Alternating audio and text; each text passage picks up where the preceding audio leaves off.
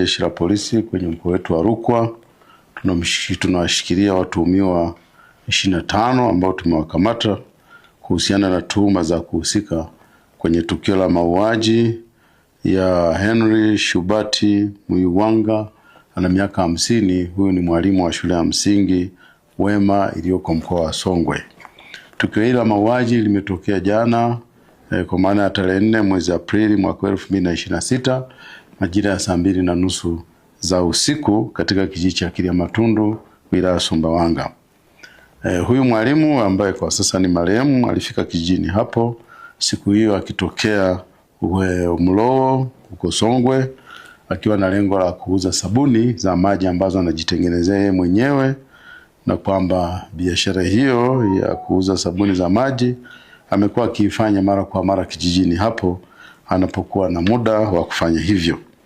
Chanzo cha tukio hili kilitokana na kutokukubaliana bei ya kuuza au kununua sabuni kati ya mwalimu, yani mwalimu ambaye ni marehemu sasa, na kijana mmoja anayeuza duka kijijini hapo ambaye anaitwa Clement Simchimba.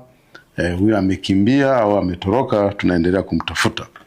Kufuatia hali hiyo, kijana huyo aliamua kufanya kitendo kiovu kabisa cha kupiga kelele huku akimtuhumu yule mwalimu kwamba amemshika begani na kwamba sehemu zake nyeti zimepotea.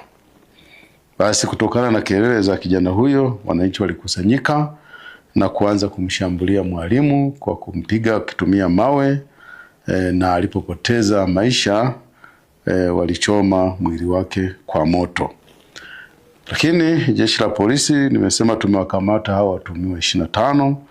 Pamoja na kukamatwa kwao, msako bado mkali unaendelea ili kuhakikisha kwamba wale wote waliohusika kumshambulia mwalimu tunawakamata na kuwafikisha kwenye vyombo vingine vya kisheria. Jeshi la polisi tunatoa onyo kali kwa vitendo hivi vya kujichukulia sheria mkononi, kwani mbali tuna kwamba ni kinyume cha sheria, lakini vinaleta madhara makubwa kwa jamii ikiwemo watu kupoteza maisha, hasa wasio na hatia.